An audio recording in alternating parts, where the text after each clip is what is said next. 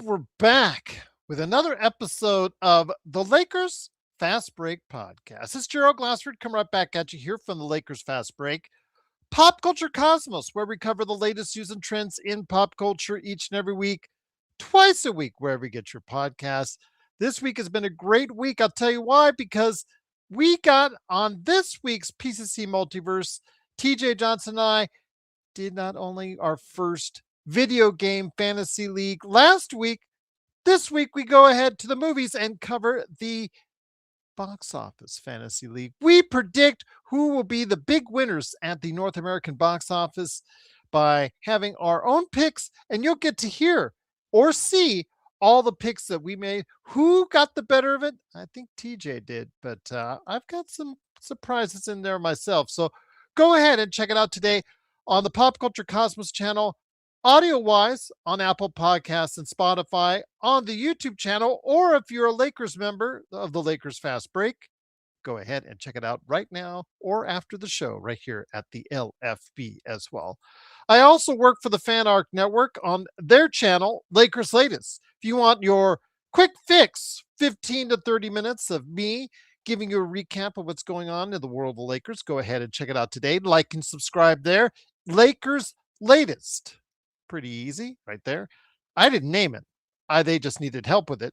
So I hopped on board, and now you get to see me 5 to 7 times a week right there for you at Lakers Latest in your mornings as well. Comes out between 8 and 9 U.S. Pacific time. So go ahead and look out for it. Hopefully you'll go ahead and like and subscribe. It is truly appreciated that you do there as well. Indeed. JSJ, kind of leaning your way as well. Yes, absolutely. It's what I want to talk about. It's what I want Mark to hop on board or Legend to hop on board. I sent them the link, so hopefully we can get those guys in here. No Joe tonight because he is heading to spring training for the Dodgers. No John Costa tonight because he's heading down south to SoCal because he got his free ticket to the Lakers Celtics game from an anonymous donor too. My gosh, what the heck? What's up with that? He gets all the good stuff from his followers. What's up? I do too. I get some really cool stuff. You know where I get it from? My good friend right here at Drip Show Shop on Instagram and Twitter with, of course, the Kobe pillow and the canvas art right behind me. I got some good stuff too, John. And it's all because of at Drip Show Shop on Instagram and Twitter. And also as well, the great super chats that you guys have provided over the years. I cannot thank you enough for that as well. It's KRIS done. Yes, Tony. But yes, I get what you mean. Is he the Luka stopper? I don't know. Luka scored 38. Is that actually stopping Luka Doncic? I don't know. I mean, is that like Ruben Patterson who claimed himself to be the Kobe stopper and Kobe just laughed at him and would pop off like 35 on him? Is that really a stopper? I mean, he plays hard defense. No one can question his effort on the defensive end. I will never question Chris Dunn's effort. That's his specialty as far as the concern. So I'll never question him on that. But I don't think a stopper is. There you go. But JY, JJ has learned nothing from Chicago. I had my correspondent from Germany, who is a follower of some of the stuff I do here, but also on Lakers Latest. He corresponds with me throughout the day, and he was very upset like you about LeBron James inbounding that ball. Why? After Chicago last season, you should have learned your lesson right there and then. Do not let LeBron James, when it's crucial, inbound the ball. It's just that simple. Don't let him do it. You just don't let him do it. Just say, LeBron, I want you flashing to the basket. Go ahead, get somebody else in there that can do it. Austin, inbound that ball. Just somebody else but LeBron James would be just outstanding indeed. But the Lakers came into tonight fresh, and it was great Thursday. I was so happy. If you heard my Lakers Latest on that channel, you heard, yay, nobody on the injury report. It was so good. Bronny being sent to the G League. It was just awesome. I was just loving it. And then, of course, we got the news that LeBron James, after practice, by the way, LeBron James on Mind the Game podcast said, he can't remember last time he had a practice. So Lakers had a practice on Thursday. Friday morning comes around. His knee is sore. So he was questionable for the game. Would he come back for the game? Well, he did give it a test and he did give it a go, although he did look very hampered. There was a blow by Chris Dunn on a layup where I thought he was just setting up to go ahead and come from behind with a block, and he just let him go. And I'm just that to me spoke volumes about how that knee is acting up for him, and he just didn't look like he had it at all today. But he meandered through. But the Lakers themselves in the first half, or in that first quarter, didn't need it as they got out to a really good lead. They were sizzling hot. They were, I think, it was the best shooting first quarter of the NBA this year by any team, and they were absolutely sizzling hot from distance. Every shot that they could. It was absolutely fantastic as they got off to a 41-27 lead. But DBSH, Daniel Berry Sports Highlights. Yo, happy birthday to you, my friend. All right. Hope you had a great one and you continue to have many more, my friend. Bless you, my friend. Just hopefully, you will have many more great birthdays to come right there at Daniel Berry Sports Highlights. And again, thanks so much for the super chat. Truly appreciate it. But the Lakers, after that first quarter, the defense started to rear its ugly head. I know that JJ at times tried to put out there that zone that's been helping out somebody trying to plug the holes in a dam or trying to put a band-aid on a hemorrhaging wound. But I know it's worked to some extent with that zone. But tonight, after that second quarter, it didn't work a whole very well at all. But the Lakers still maintained a lead into the second half. But this was where it started to get very interesting, to say the least, for Lakers fans, because JJ Redick, didn't call a timeout, didn't slow the tempo down, or didn't try to do anything while the Clippers went on a 17-1 run in that third quarter. And I was just baffled. He did his best, Phil Jackson. He just brought his inner Phil Jackson to the forefront and just stood there and watched while the Clippers went on a 17-1 run to take over what was once a double-digit lead to their own lead, heading, right there back and forth into the fourth quarter. But the Lakers maintained an early lead. Clippers held firm until just a couple minutes left in the go in the game. Kawhi Leonard, I guess for his ankle, just somehow hurt his ankle, tested out, didn't seem to be limping, but just decided, I'm not good. No good anymore.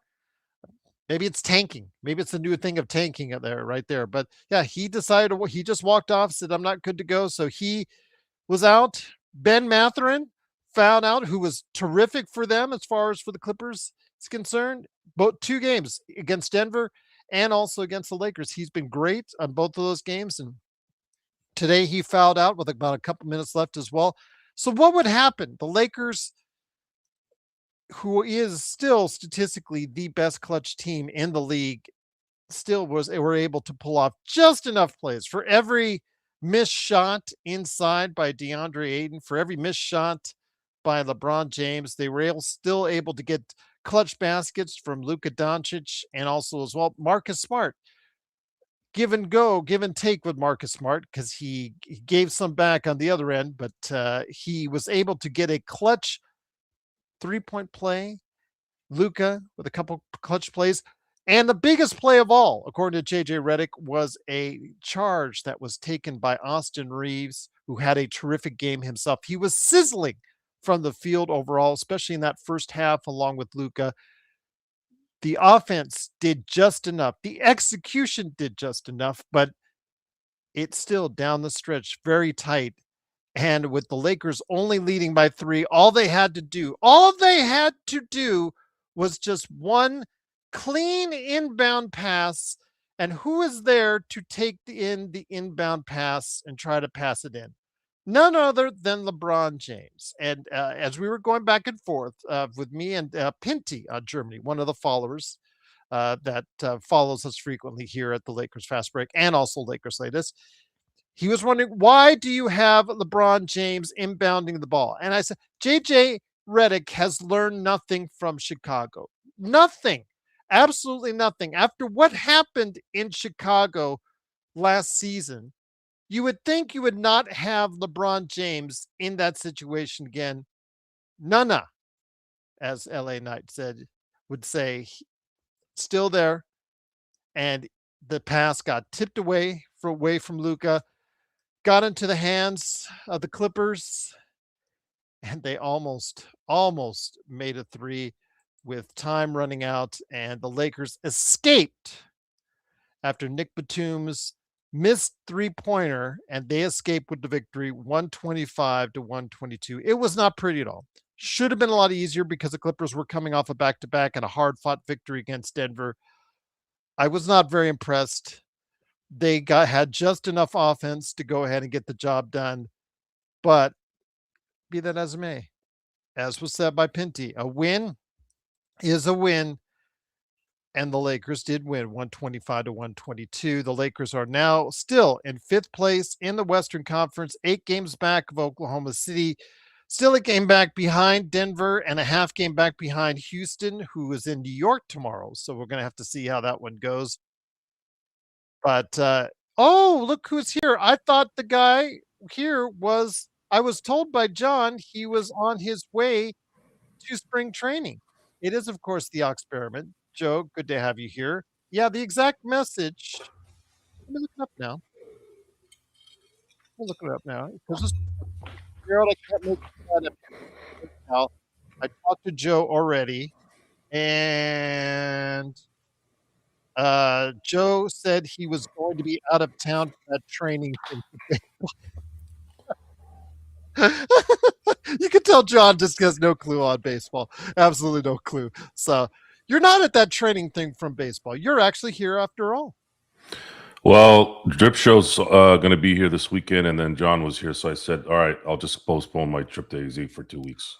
Wow. Okay. All So right. I don't have to hear excuses, because when you live the life I live, you hear a lot of excuses, and then when you pop the excuse, then they can't get back at you later. Okay. Well, if I would have known that, I would have asked you to go ahead and lead in the show while I was at the airport, and then just bring in the show. So I apologize for that. I just saw his message and didn't want to. The decision wasn't made until yesterday, anyways. Okay, fair enough. Fair enough. Well, good to have you here, my friend. Mark, if you're still there, come on in. I gave you the invite. But it is, of course, the Lakers winning 125-122. When people talk about JJ Redick, and as far as the back and forth, is he the coach for the future for the Lakers, or if he's not and should be gone with the rest of the front office members that are still there longstanding? One thing comes to mind. It's, does he learn from mistakes made in the past? And you and I, Joe, when we saw literally the worst minute of LeBron James' career in Chicago last season, part of that was him being unsuccessful inbounding the ball. And this is just not one isolated time, Joe. This has been repeatedly something that has happened over and over again about him making it very nervous for Lakers fans inbounding the ball, and turnovers often quite resulting from it. Tonight, JJ, in his infinite wisdom, or LeBron in his infinite wisdom, just wanted the ball, wanted to inbound it. And despite not having a great game at all, in fact, again, you could see he was injured and struggling throughout the entire game. He decided in a key moment he wanted to be there to try and pass that ball to Luka. Obviously didn't work. Batum got it, and Batum almost tied the game for the Clippers, which would have been seriously a black eye on the Lakers because of the fact no Mathurin because he fouled out, and no Kawhi because he just walked out. How troubling is that to you, Joe? I had a lot of noise in the house today. I didn't know why Kawhi wasn't playing. I must have missed it. He had an ankle injury, said he was sore. Mark, where'd you go? He just left. Okay. It's unfortunate that it had to end the way it did because I actually was very surprised at how entertaining the game was. I quite enjoyed it. I was dreading the game actually before the game started. Was convincing myself on if I really wanted to watch it, and then like I normally do, I succumbed to the urge of watching the game, and I enjoyed it. I enjoyed the game. It was a game of runs. It was a game of high octane, good shooting. I saw ball movement. I don't think I'd seen as good as I in the first quarter I'd seen in the Laker team in a long time. Was very impressed actually by a lot of the execution there. And being the NBA, it is being the NBA in terms of what it is. 12-point lead, 13-point leads are just not going to be something you could hang your head on anymore. And it went like clockwork, right? So the Lakers go up 10, 12, 11, 13, 14, and then the Clippers make a run, bring it down to 2-3, and then eventually go on a 17-1 run in the third quarter. And then you're wondering if the Lakers are losing juice, and then all of a sudden they come back and get a 4 or 5 point lead. So it was very entertaining. I enjoyed it. And then the end, I don't think JJ Redick's report card is going to be truly judged correctly until LeBron is gone. I saw live on TV Phil Jackson not use Scottie Pippen for a last-second shot in a playoff game. And Scottie Pippen turned into what he really was at that moment. He has never lived it down, will never live it down, and will always be that guy in the end because of what he did. And that's the difference. Because you can't say Jordan was not there to say, oh, well, Jordan's there. He didn't have to worry about it, right? No. Phil Jackson, what makes the Phil Jacksons great is what made the Pat, now we've been saying Patrick Riley lately because I'm trying to give him more respect, being that he's going to have a statue in front of the crypt. But there are two things that I remember about real greatness in terms of coaching. One was Phil Jackson telling Scottie Pippen, I'm going to give this to Kukoc because he's been making these this year. He didn't care about feelings. He didn't care about anything. And he cared about winning. And a lot of us care about winning. We don't care about how, just win. Pat Riley had to convince, and I know it might have been easy for this decision in terms of Kareem's part, but still, it's Kareem Abdul-Jabbar. How do you approach Kareem Abdul-Jabbar and say, hey, listen, we're gonna go with the younger horse now, for sure now. And Pat Riley had the balls to do that. And he was able to make the transition really easy. And then it followed arguably the greatest Laker team that was ever put together in 1987. Magic won his first MVP, and the Lakers steamrolled the West and also ended up beating the crap out of the Celtics in the final. So if LeBron asks to have the ball to inbound, and today is February 20th, which means you are 2 months away from LeBron James likely playing his last game, regular season game anyways, for the Lakers, and then let's say a few weeks later would be done permanently, right? If you're not going to make that tough decision now, then when are you going to make it? Was he worried about sabotaging the season and not having a chance? Okay. Are we looking too deep into it? Probably. But it's pretty obvious, and it's been obvious for a very, very long time. And it's one of those things where you lose either way. So if you lose either way, you the one way that you still lose is you hope that you can get the ball into without having the game, being compromised.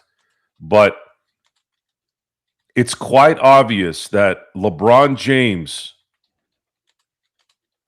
has and will never be dependent on when it matters in the end of games, whether it's inbounding the ball or taking a last-second shot. It's just not in him. And he has shown that he is inadequate in that particular execution. So I'm going to use an example of Alex Rodriguez. Gerald, remember I told you few months back when his documentary came on, I thought I fell asleep in the first half.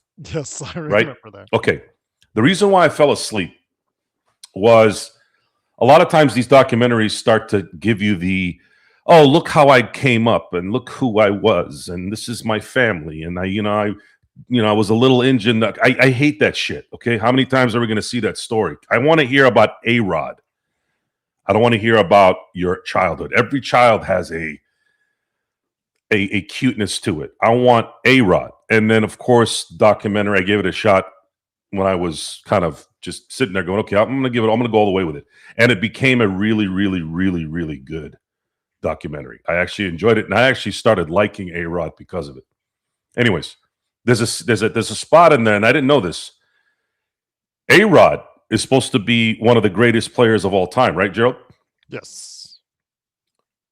When you hear that, when I hear those things, I'm imagining that player being complete, the complete 5'2" player, right? A-Rod did not like pop flies. He didn't like pop flies. That's like saying in basketball, what would be a comparison to that? That would be like, I don't know, catching a trailer after a rebound, like in motion. I don't know. I don't know what the equivalent of that is, but how does a baseball player that's that elite bothered by and nervous about catching infield fly balls? And that goes to show you the mental part of this thing. What's left? And LeBron has that problem. He's thinking too much. He can't inbound the ball. This is a constant chronic problem. JJ Redick, if you wanted to be the next level coach in the end here, this may be fair or not, you got to be able to convince LeBron in the last 2 months of his career here in LA, we're going to have you run a play here because we want to make sure you catch it, manipulate it, do some Zen master on it. I don't know, whatever. But don't try to manipulate him or somehow make this work to where it makes sense so that he doesn't inbound the ball. He cannot inbound the ball and have everybody calm. He doesn't do it well. And you almost lost the game. You almost tied it. And this is not the first time we've seen this. So I hate that we had to talk about this, but that's the conundrum, as they say, of LeBron James. He is not only personality-wise polarizing, his game is polarizing. And I think this might be the biggest polarization on him. He will marvel in one play and then almost immediately make you think, does this guy know how to play basketball in the next play? He really is fire and ice. He is fire and ice on the court. And other than that, good win.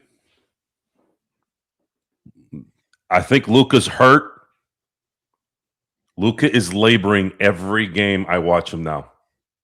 It's been like this for a couple months. I don't know what the hell's going on with him. And LeBron hit that knee looked. LeBron is 41. 1,000 years old. I can see that one, but I don't know what the hell's going on with Luka. But I wish they would say something, because those injuries are bad in about 2 months. Playoff basketball goes up about 10 freaking volumes. Is he going to be able to make it through a playoff series? Is he going to be able to make it through 3, 2, 1? I don't know. But that's where it's at. So much for that clean and healthy injury report. It was nice while it lasted for one day. But it is, of course, the Lakers fast break. Lakers do win 125-122. But yes, El Rosdo, great to have you back, my friend. Hopefully all is well with you. He said 5 reasons why the Lakers won. 22 assists from Luka and LeBron. Once again, big games, though. Before we get back to JJ and DeAndre Ayton and Smart and LeBron, just giving us angst as Lakers fans with the way they, good and bad down the stretch. I do want to go ahead and highlight accentuate the positives. And when you have 38 6 and 11 from Luka Doncic, and 29 6 and as far as they're concerned with Austin Reeves, plus a key defensive charge that he took, which JJ cited as the play of the game. That makes life a lot easier for this team. But again, you see that this team defensively has to do a lot around those guys. And when you see it's not clicking, it's really hard for the Lakers to go ahead and get a comfortable lead. Getting comfortable leads just seems to be something that this team is really hard to do. And even LeBron, he said it to himself. Remember, we mentioned it the other day on our snack pack.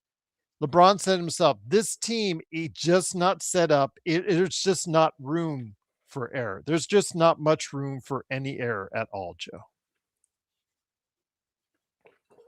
Probably more so last year without a center. At least DeAndre Ayton is a serviceable one, even though his hands are suspect. This last 5 minutes of DeAndre Ayton was not a good. And pressure changes everything.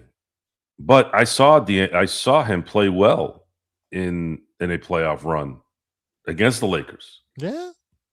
It's just if a couple of shots go in the finals, the Phoenix Suns win the championship. I don't know. I don't know what's going on there, but I don't think it's a Laker problem either. I'm starting to really see what the NBA has turned into. It's turned into David Stern's worst nightmare. I mean, did you see LaMelo Ball's attire at that press conference? Did anybody in Charlotte tell this guy, what the hell are you doing? He looked like he was going to prison. He looked like he was coming out of prison. That's a disgusting embarrassment for your product. Where's Adam Silver with that? I mean, if I'm a commissioner of the league and I'm seeing this, I'm not even making a call. I'm flying to Charlotte and I'm asking where LaMelo Ball is, and I'm gonna go, what were you doing yesterday at the podium? What language were you speaking? And pull your fucking pants up. What the fuck do you think this is? This is why you don't let the fucking idiots run your league. This is why. And someone mentioned Devin Booker having a mascot getting kicked out because he distracted him. If I was the commissioner in that situation, I would have flew into Phoenix and said, what the fuck are you doing? People had half-naked women in bathing suits in the crowd when Larry Bird was trying to hit a free throw. You know what Larry did? He looked down, laughed, and then swished the free throw. He didn't cry like a little bitch. What is this? What? So, and we're sitting here talking about the lake. It's everyone, everywhere. Every 5 minutes, somebody gets hit, and they're down like they got their leg blown off. Like, dude, get the fuck up already, man. What are these guys made of? Teflon? How about Saran wrap? Another product that people call Saran wrap. It's not Saran wrap. That's the company, right? That's how you know your marketing went well. The exhaustion is sitting there and supporting something that's been a plague now for a while, and I'm curious to see if this is ever going to change. I'm not accepting the boomer line, because if you're gonna talk back at a boomer, let's say, right? I'm a boomer. I'm gonna be 48 here in about 9 days. You have to be able to whoop the boomer's ass before you start yapping. I know a lot of my cousins think they're tough guys, but they're not. Got to put my foot in their ass, and they wouldn't know where the fuck to grab it out of.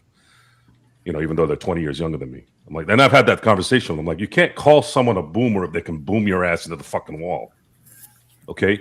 I'm not 70 years old and you're 20, and then I'm fucked at that point. But the point is, this product, this visual product, this personality product, how am I supposed to really engage in support and be happy about the softness and the Charmin toilet paper that this league is? And I thought baseball was soft. You know, Freddie Freeman's playing a whole baseball season with torn ligaments. Tommy Edman, almost same thing. They all had surgery on their ankles. Teoscar Hernandez getting shit on all year. His groin was jacked the entire year practically. I don't see him sitting out 33 months and milking it. He's still battling, still killing himself to get well. You didn't see Yamamoto. How about Yamamoto? Let's talk about Yamamoto. Who the hell pitches in back-to-back World Series games and wins? When the hell did that ever happen on the road? These are supposed to be baseball players, right? These are supposed to be the ones that didn't want to play football because it was too rough, right? So what does that tell you about basketball players? This is Adam Silver's fault. It started in 2020, and it's gotten progressively worse. And this parody bullshit that he created in the NBA is garbage. And the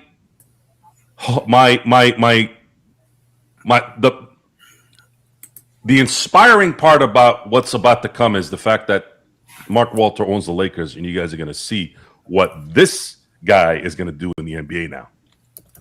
Because then everybody's going to be bitching and whining when the Lakers start winning championships again. And they're going to be winning them a lot again. Then you're going to start saying, big market, same crying bitch-ass bitches that you are. You're going to complain no matter what. You complain. And it's not just the Lakers. I mean, look what happened with Patrick Mahomes. Patrick Mahomes was winning too much. You can't use that excuse, right, in Kansas City. Kansas City is the shittiest big town, small town place in America. Ask Ric Flair. He used to dread going to Kansas City when he would do all those shows, right? So losers are always going to find a way to shit on winners because that's why, because they're losers. That's the only way they can get back at that. But all in all, tonight, I enjoyed the game. I enjoyed the talent that was there playing. And then it got shit on by it kind of we're on this high, and then all of a sudden all that genius that LeBron has in that head of his, right? He's supposed to have the highest basketball IQ ever, right? But when I tell everybody, he doesn't have, it's not that high, guys. He doesn't make good decisions. He's made his bones because of how talented he is. Physically talented. But in terms of that missing part in his head, when it matters with pressure, he lost 2 or 3 titles because of that. He should be sitting on 6 or 7 if he had that gene. He doesn't. He does not have it. If LeBron was tripping and falling while he's dribbling, I totally understand that. My dad used to say, God rest his soul, he said there was a moment where he was on a break in soccer and he just tripped over his feet and he thought somebody tripped him. He goes, what the fuck? Somebody hit me? He goes, an athlete starts the pistons, the spark plugs start to wear out. But are you really gonna use that as an excuse to inbound the ball? That's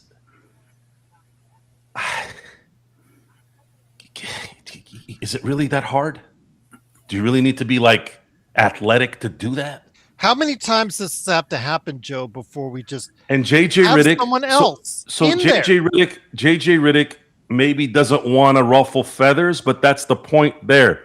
You cannot show. You haven't showed me an alternative. Could you have mentally spoken to LeBron if he was insistent on taking it out? And by the way, why would he anyways? By the way, I don't know. I don't know if that's true. Did he? I would not have set it up that way. I would have said, listen, give it to LaRavia and inbound it to the guy that gets open. I trust LeBron to get open better than I do LaRavia. I would put Austin in that inbounding slot, and you could just get it right back to Austin. LaRavia because he's got long arms. He's 6'9", and I've already seen him inbound the ball. He's been pretty good at it during the year. I would have given it to LaRavia.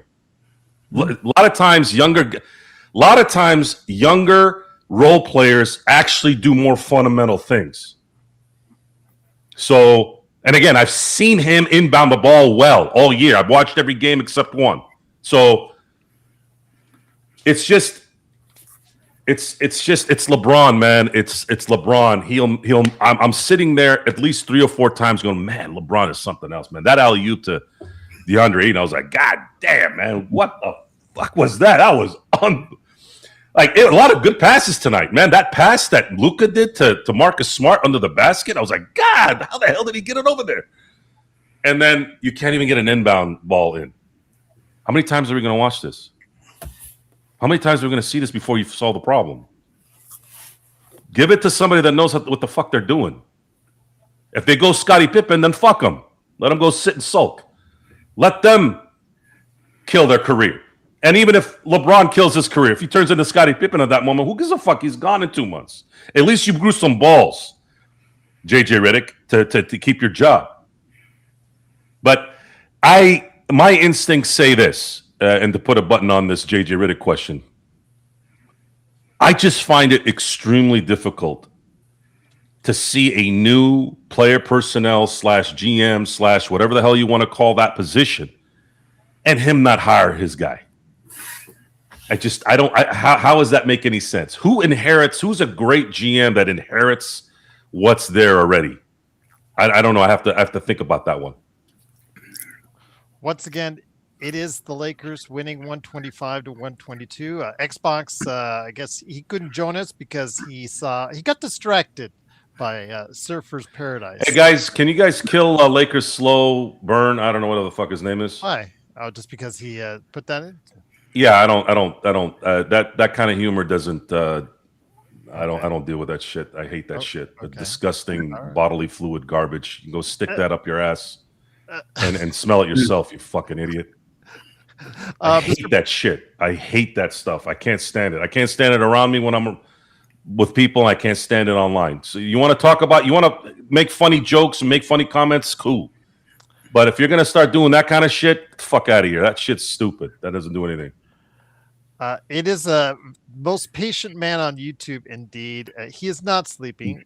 You know, he should be sleeping because he's on East Coast time, and it's now 2:38 in the morning. It is my good friend, who I'm actually very, very appreciative he's here. It is Legend from I Got Next Sports Media. Legend, great to have you here. This was not the greatest coaching performance by JJ, not by a long shot. Again, with a team that in the fourth quarter lost both Mathurin and also as well Kawhi Leonard due to various things. One foul trouble, one injury trouble, and also John Collins earlier, who had a nasty fall right on his head. Hopefully he'll be okay because he slid right off the back of Jackson Hayes as it was coming down. Really nasty fall, got himself cut, but they had put him in concussion protocol and had him out the game. So with 3 of their main core pieces gone in the clutch time, the Lakers tried very hard to keep the Clippers in the game with a chance to win. JJ he's learned nothing. I don't care if you have to step on toes of LeBron James. Like Joe says, he'll probably be gone in 2 months. The odds are saying that he'll be gone in 2 months. Yeah. The idea is to win games. And especially after you did nothing but stand there with doing your best Darvin Ham in your hands in your pockets impersonation when the Clippers did a 17-1 run in the third quarter, you come back and you let LeBron, how many times does it take for him to mess the inbound up before you realize maybe that's just not his thing? One of the greatest players of all time, but can't be great at everything.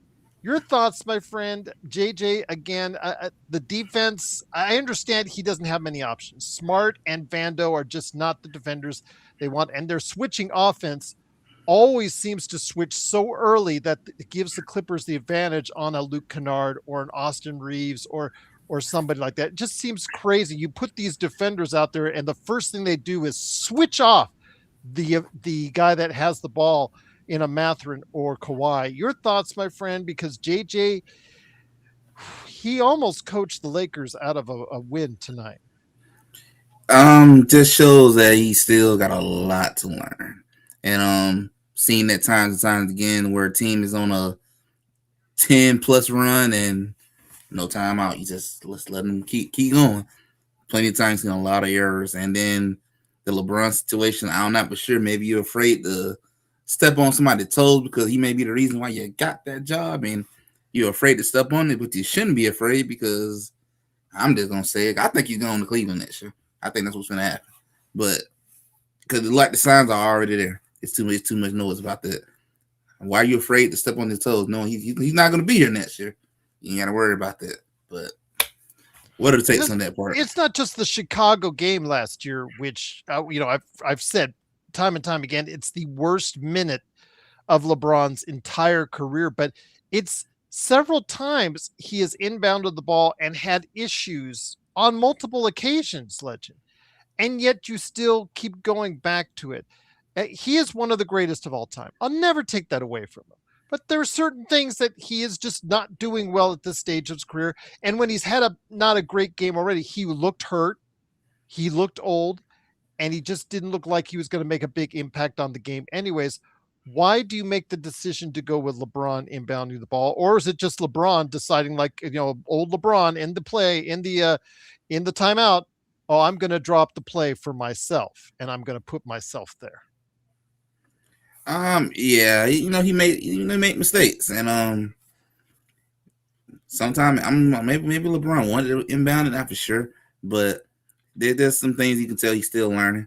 But I mean, he got the win today. I mean, that is the most important part. But yes, these type of mistakes will let you know. It's kind of why I kind of feel like this is a second round at the most team, because of so many of the issues. Some issues are still there. With dudes just can't play defense like they used to. And I think LeBron is showing the age. The age is creeping more and more and more as time goes on. And still give him credit. Never seen a guy his age playing the way he playing. But you can tell, to me, the age is definitely it's showing more and more and more, which has made me, wonder, how well you gonna do in the playoffs. Them games, it adds up. It keep adding up. So, we'll see how things go. See if JJ can continue to improve, but you got a lot to learn, and playoffs are gonna show who experienced and who ain't. This is gonna show. One thing before I get it to Joe on DeAndre Ayton and as far as that and some other things as well, wanted to get it to your thoughts on Kawhi Leonard. Mr. Palma was asking about the very suspicious. It's about 5 minutes left. I want to go ahead and correct myself from earlier. 5 minutes left. And Kawhi, just during a timeout, they showed the footage, just said, you know what, guys, just not going to play anymore. The ankle doesn't feel like it's quite up to it, and just walked without a limp right off the court. Your thoughts on that, Legend? Because I don't know. Is this self-tanking? I don't know, because they're not going to be able to get themselves out of a play-in. They're going to be involved somehow in this. They've just won too many games. There's too big of a distance right now between them and Memphis. So I don't know what was going on with Kawhi, because it sure didn't look like he really had that hurt of an ankle. Yeah, I'm not sure what's going on with him either, because he was walking just fine to me when I saw him go out that court. And I know you can't tank. You won too many games at this point, and the league is already starting to crack down a little bit on the tanking part now. But I'm not for sure what was up with that, unless, I know there's some noise about the whole tree planting thing starting to come out a little bit more and more about what's going to happen with that situation.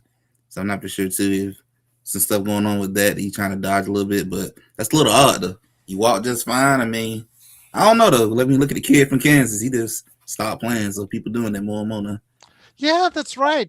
Peterson. He does that too, where he just says, you know what, coach, I hit a 3, but you know what? I'm good. I'm done. I'm done for the day. Like, okay. Joe, did you see that with Kawhi? I mean, seems very puzzling, again, with him just taking himself out of the game. You're not limping at all. You didn't see where he hurt it. Nobody seemed to know where he hurt it. He just said, you know what? I've got a bad ankle. I can't go anymore. I don't know. I'd have to wait to see I'm not hearing anything weird coming out of LA at the moment. He's not limping. He wasn't limping. That's the thing. I don't know. Kawhi Leonard is he's one of those guys that's productive, but it's just an irritant at this point. I don't like looking at his face. I don't like looking at anything with him anymore. It's sad too because he's a phenomenal player, and you admire the fact that he's not. There's a manly part about how he handles himself, but it's just not. He's just not there, man. There's other words that are circling in my head, but I don't want to go there. He's just not. He's just not present. He's about him. It's weird to say. Everybody's about themselves in the NBA these days, if not everyone, and most people are in general, not just NBA players. But it's just there's this acceptance of activity with these players and management and coaching. These guys can't really coach and they can't really manage these players. It's so rare that these talented players are there and they're not present. That's why we're propping up Boston and Oklahoma City so much, because for some weird reason, why is it those two organizations have figured it out? What it does is it gives you an idea of, hey, it's possible, but you just got to do it. But a lot of these organizations aren't capable of doing it. I've talked to people so many times about coaching. My own wife, years ago too. This is not just now, but much like Bill Cowher when he retired after the 2006 season, he knew. And there's a lot more information coming out now, and it's starting to kind of make me remember about what was going on at that time. Bill Cowher, I thought, retired early. I think he had another 5 years in him. And I know his wife was sick at the time. Unfortunately, she passed away. But I think a lot of it had to do with the fact that Bill knew that he wasn't going to be able to control Big Ben. And Big Ben was a little bit of a diva. And they had to deal with Big Ben because the guy was winning Super Bowls for them. So you're in this paradox of you want participation, but the talent is so great, you're screwed. If you get rid of the talent, you're not going to win it like you want. And that's where this is. And that, to me, that makes it even worse in terms of being endearing to that player.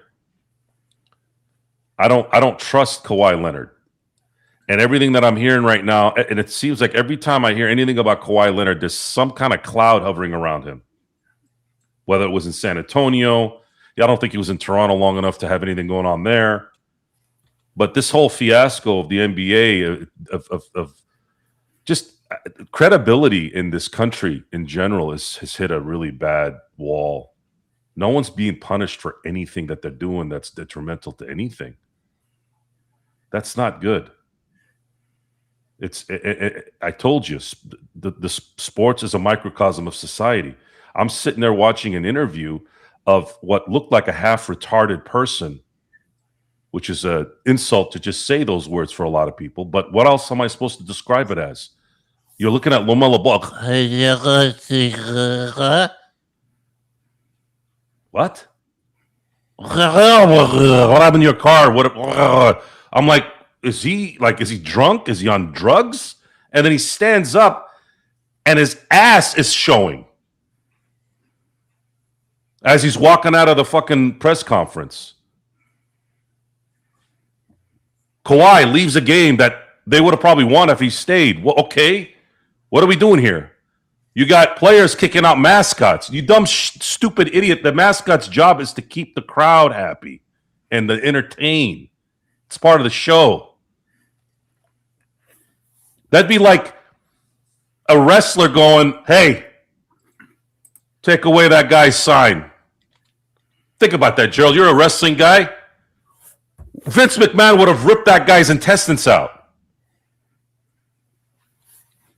Which is weird because Vince just got pulled over for driving weird today. Yeah, I love that video. Mm-hmm. He looked like he had had a 15-day binge somewhere. And you know what? He yelled at his own foot. Yes. and damn you, foot. Why were you going so fast? 150 miles an hour. Why were you going so fast? Foot? Yeah, and the funny thing is, it looked like he was driving in the back seat. Like, what was that? Like an angle that I wasn't looking at, right? Those big cars. This goes way back. He loves the Lincoln Town cars. He loves those cars, Joe. He just loves those boats. Yeah. He's not gotten out of that era as far as the big. He looked bad. Yeah, and but the stories of him driving. Just go to Jim Cornette's channel. I was going to say Jim Cornette has Yeah. stories of that. Yeah, Great stories. Well, you will laugh your ass off. I will just leave it at that. But Robert Wheeler, I do have your question. I will get to you on Joe, but I want to get back to Legend here.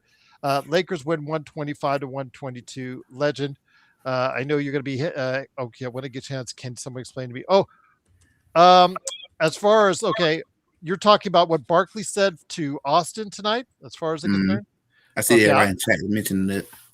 Okay, I will have to go ahead and look at it here on Twitter, and I'll find it out here in a second. But I want to hear your thoughts, though. Austin did come back tonight. No more minutes restrictions for him. He and Luka. Okay, if this team is going to win games, it's going to have to rely a lot on this offense. We saw that clearly tonight. The Lakers, the way they play defense, it's just illogical at times, and just sometimes it's just sheer. They just don't have defenders. It's a combination of the two.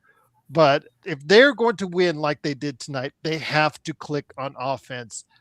What works so well for the bros, the dude bros, Luka and AR tonight, because you saw how they were shooting so well. I mean, again, we've always said with Luka and AR, if they're hitting from distance, it opens a lot of things up.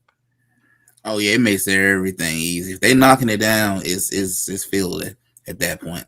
Everyone's gonna get wide open looks, wide open cuts. It makes everybody's life pretty easy when they both are just on fire like that. I almost get to the point where the whole Lakers squad might easily drop maybe 130 for the game, outscore an opponent and pretty much cover your defensive issues. But yeah, when they're on fire like that, it's just not much you can do. Especially Luka sitting there doing step back threes and just all you can do is throw your hands in the air and say, hey, what can I do at that point, But that's good. AR is all that restriction, so I mean he's fully healthy at this point. To answer your question, Legend, according to Lakers All Day Every Day on Twitter, Charles Barkley was talking trash on the Lakers. There's some soft audio, you can catch it, but he was just talking trash on the Lakers after the game. But Austin Reeves was conveniently listening in nearby because they were going to him on the next shot. So. I think that's why, because one of those life's awkward moments right there. It's like, okay, Charles Barkley is talking trash on the Lakers, then Ernie sends it right to Austin Reeves, who has the headset on. That's locker room material. Yeah. It's Charles. Happy birthday, Charles Barkley. Happy birthday of DBSH, Daniel Berry Sports Highlights, and happy birthday, Charles Barkley, indeed. But Joe, let me get it back to you. Charles. At least they have fun with him tonight. I'll leave it at that. Robert Wheeler did have a question, and he did point it out just to both of us. Another clutch time win for the Lakers. Yes, it was clutch time, you could say. I mean, Lakers should not have been a clutch game, because with three of their main rotation guys out, they should have distanced themselves. And the fact they were on second game of back-to-back. But needlessly, the Lakers do win. Do you think Marcus Smart should always be in the game in the last 5 minutes of the game? I think he should, because he's never afraid to shoot. He did make some defensive mistakes down the stretch, a couple fouls that I think he would like to take back. But he did get that clutch shot with the and one down the stretch. So with Marcus Smart, as you know, Joe, since we've got him, it's just like throughout his entire career, the give and take, the good and the bad when it comes to Marcus Smart. Would you like him in there to answer Robert Wheeler's question always in the last 5 minutes? I don't think you have a choice. He plays a little defense. He's a vet. Yeah, I'd rather have him in there. There is no other choice, really. Props to Kennard. Kennard's been a breath of fresh air compared to that dinkus Gabe Vincent. At least you have somebody there that's got some basketball IQ and can actually hit a couple shots and do some things, but on a regular basis too. I wasn't disappointed in how they played today. I know the defense is lackluster, but that's like yelling at a wall at this point. It's not going to change. The only issue was the ending. The details we've talked about on the show over and over again. It's details that win you championships. The little details win you championships. I'll use the Dodgers as an example. How you decide on who's going to play in certain positions so you have an advantage. That was the entire run. During clutch times, decisions were made because the guys that were in there were making the little details work. And there was no one getting hurt. You know, Mookie Betts is a first ballot Hall of Famer if he retired right now. Did he whine when he got dropped to 3 and 4 in the lineup? No. Did Edmund get all butthurt getting taken out?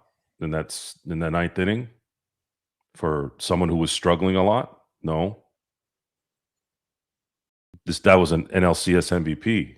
Mookie Betts is a 4-time world champion and 5-tool player. Like, the fact that we have to worry about LeBron getting butthurt over not inbounding the ball. Again, I'd have to know for sure if he wanted to inbound the ball. Because actually that might be a good thing. If indeed he did request to inbound the ball, that now gives me leverage in the locker room when he and I are talking. You asked me you wanted to inbound the ball, and you almost cost us the game. I'm not going to do that again. Well, El Rosto has a good point that nobody made movement. Nobody was moving at all. And I give El Rosto credit on that. But the problem is... Okay. Hold on. Let me just finish this. The coach should set up a better play with more movement that would allow people to get more open. No. You YYC. No, you use greatness as an example because we're talking about greatness, right? We're talking about arguably the greatest of all time, right? We're talking about Luka Doncic, top 3 player in the league right now, right? No, you damn well better believe I'm going to use the Dodgers as an example of what to do if you want to be great. I just gave you a few examples. You want to be great? You do what the greats do. You don't get butthurt. It's about winning. What did Kobe do in Game 7 against Boston? He couldn't throw the ball in the ocean on a boat. But guess what? He still grinded, and he got 15 rebounds to help the team win. If he gets 11 rebounds, they probably lose that game, by the way. Who did he pass to with a minute left?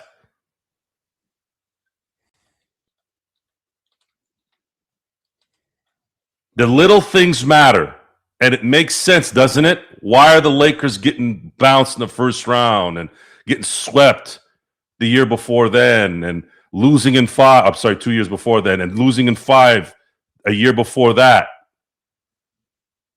The last 3 playoff series, the Lakers have won 2 playoff games out of 14. You tell me that details don't matter. You tell me that. I'm comparing it to what I'm telling you. I'm talking about Hall of Famers that are not getting hurt emotionally, that are willing to scale back. Yes, make the right choice, coach, skipper. Make the right choice so that we can win. And look what happened. Every freaking play in that last game, because of those small decisions, because Mookie did not get butthurt, because Edmund did not get butthurt, were able to be executed because the manager was given the green light and supported. And look what happened. Now he gets another ring. So now, let's say, and again, I don't know if this happened. Let's say LeBron told J.J. Redick, I want to inbound the ball. And then somebody just mentioned no one was moving around, right? I'm sorry if you guys can correct me on this and remember, did they have another timeout or were there no timeouts? I think they had another timeout. Okay, so if they had another timeout, I'm assuming. Okay, I think they did. I don't because usually they say there's no timeouts. So you're gonna have to inbound the ball. Make it clear if there's usually no timeout. Yeah. So let's say you're LeBron James. You're arguably supposed to be the greatest of all time. You've done this a billion times. If I'm there and I'm seeing no one moving, then I'm going, and fucking lighting everybody up. What the fuck are you doing standing around? Move! Move! Get open! I guarantee you, if he had done that, they would have got open on the next one. Move! Get open! What are you standing around? This isn't me dribbling at the three-point line and everybody just watching. This is not an isolation play. Get your ass open. You guys are all freakish athletes. You're all 6'8" with long arms. Move. Get the fuck over there. They don't know where you're going, so you have the advantage. Don't throw it. This isn't a Hail Mary with 2 seconds left down 6. Like, what the fuck was he even thinking throwing that ball like that? At least if he was going to take a chance, go all the way to the other side. No, he did it right in the middle of the goddamn court. Just hand it to him at that point then. All these little things. I'm saying, I watched The Last Dance many a times, and because, social media has dominated the world so much and continues to dominate, you start to see things like that Michael Jordan was mean and like all the pussies coming out of nowhere and talking about how it mean. If you're not mean, if you're not in people's freaking face, you know what you get, Gerald?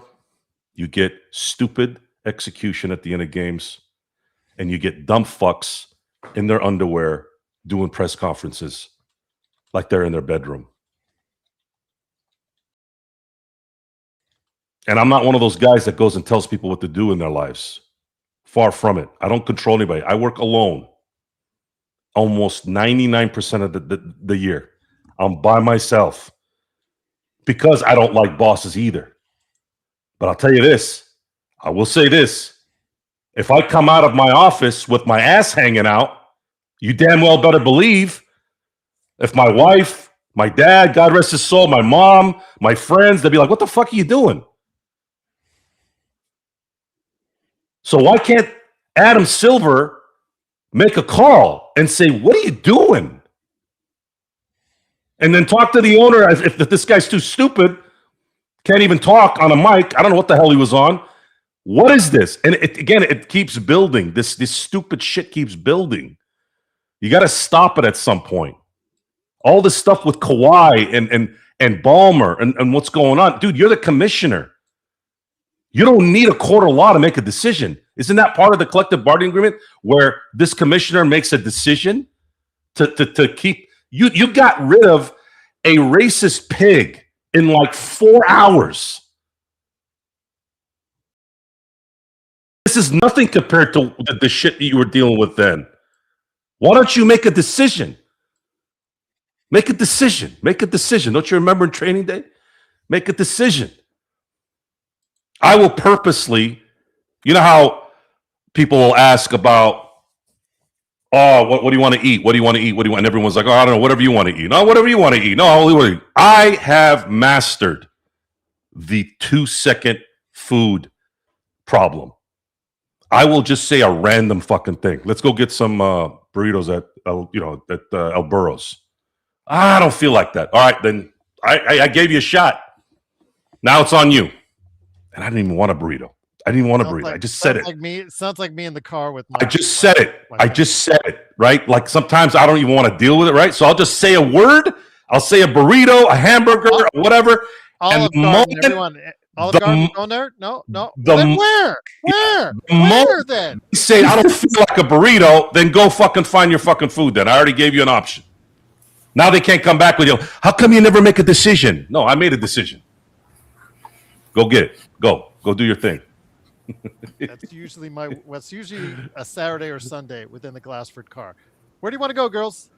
I don't know. Where do you want to go? Where do you want to go, Dad? Olive Garden. I don't want to go to Olive Garden. Then make a decision. Kobe grew up a rich kid. Kobe, what is it? Privileged? That's what they call it. Kobe grew up privileged. His dad was an NBA player. Yeah, he didn't make the money he made, the NBA players make now, but he had enough money in Europe to move to Europe. How many people from South Philly moved to Europe on a regular basis, especially back then. Very few people, especially a family of 5. So it is, in the end, it's about winning. As long as you're not hurting kids, hurting women, killing innocent people, this is about winning. You know what I mean? You have to win. That's the whole point of sports. The competitiveness, the investment in time that we put in this thing. Again, I just said at the beginning of the show, I did not want to watch the game tonight. I was dreading it. It was getting closer and closer to 7 o'clock. I'm like, oh, I really want to sit and watch 2.5 hours after an all-star break. I was totally assuming that they were all going to be just sloppy. And they weren't. They actually were freaking That first swishing. quarter was good. Yeah, they were swishing everything, both sides. I was like, damn, this is a good game, actually.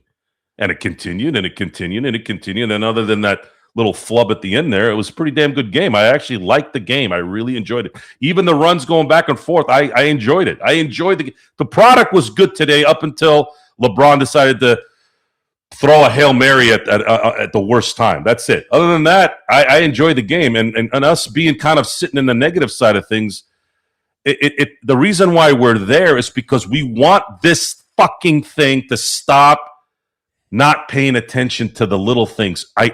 And I'm going to put a button on this so it makes sense to everybody, okay? There's a great little video online. And a lot of you guys that have been on here a long time know that Nick Saban is my guy. That's my favorite coach in any sport of all time. He's the modern day Vince Lombardi in my view. There's a clip of him yelling nickel, nickel, nickel, nickel, nickel, nickel, nickel for like 10 minutes. I'm exaggerating, obviously, but it felt like 10 minutes. Nickel, nickel. No one was listening. Nickel.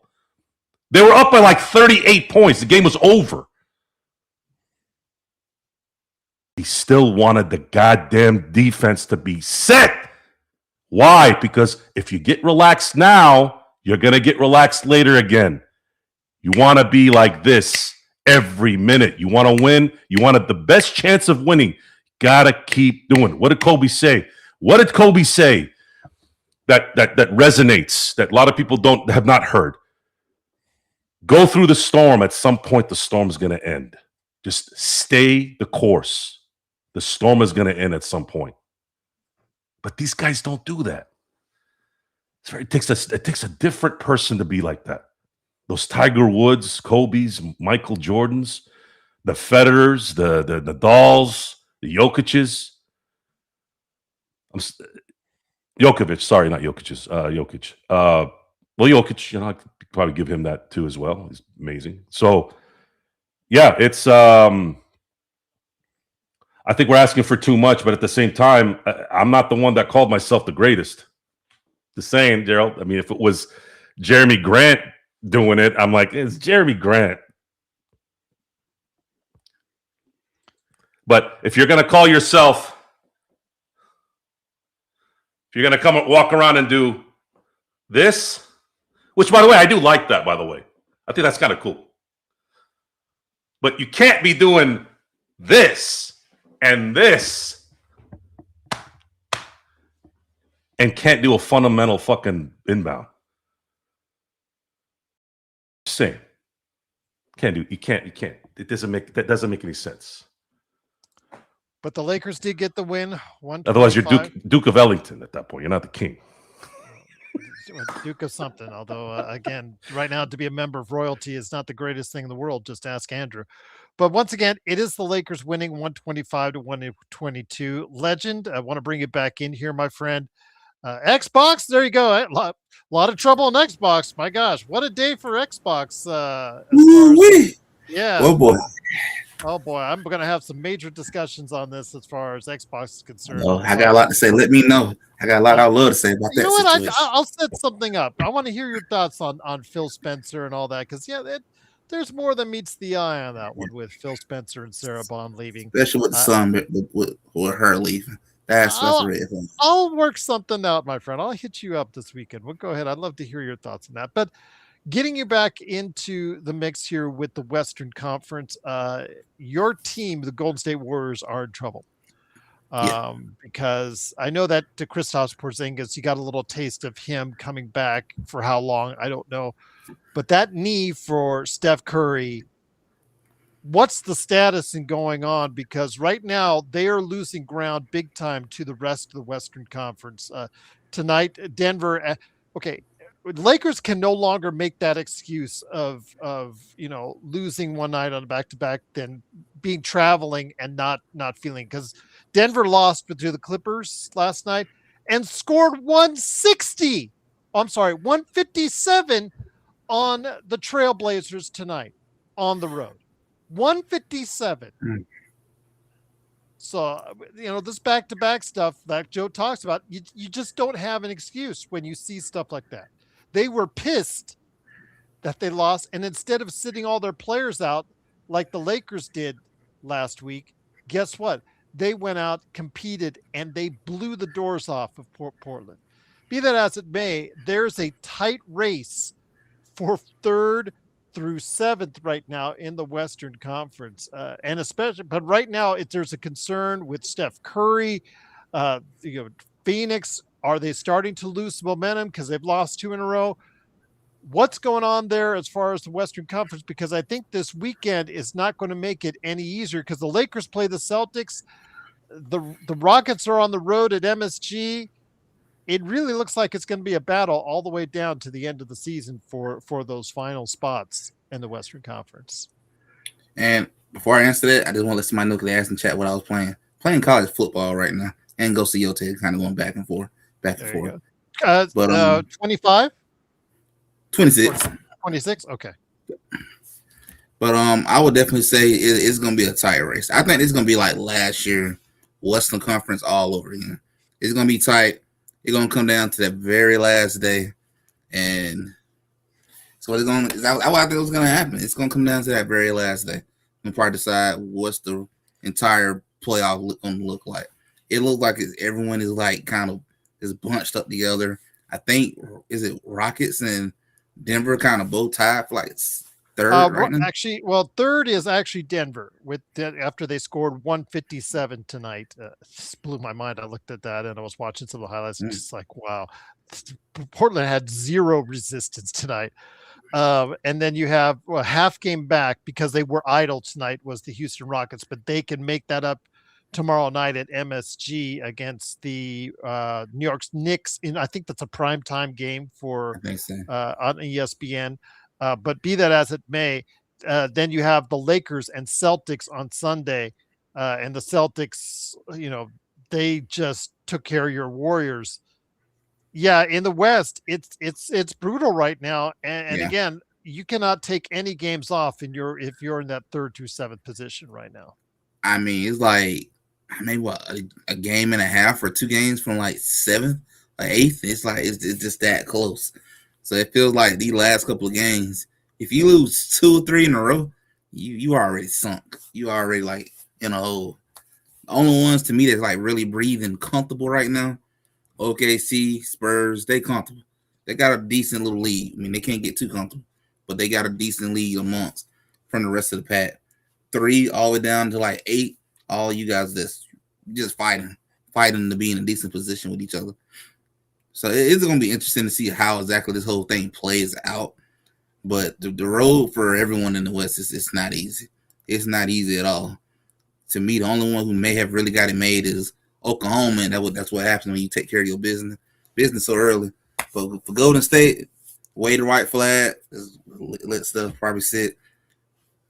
I'm going to not spend my money on them hot tickets on the 22nd. I'm going to save that money, save that $400, and just going to wave the flag. You do.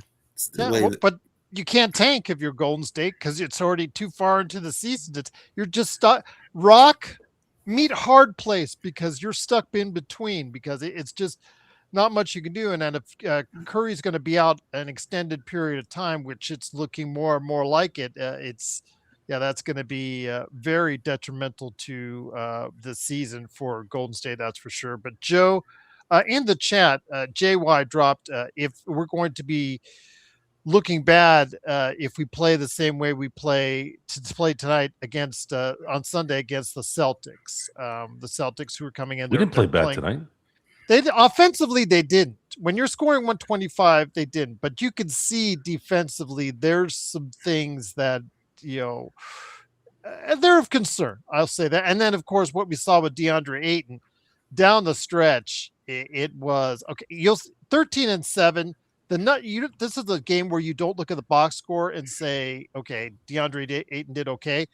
Down the stretch, it was very concerning because you didn't have the rebounder, you didn't have the in the paint shot maker, and you didn't have the rim protector you so sorely need in those occasions going down the stretch. But the execution on the defensive side concerns me. But the 125 offensively, Joe, I mean, the Lakers are going to have to outscore a lot of opponents because that defense is of great concern. I think that's why JY said what he said.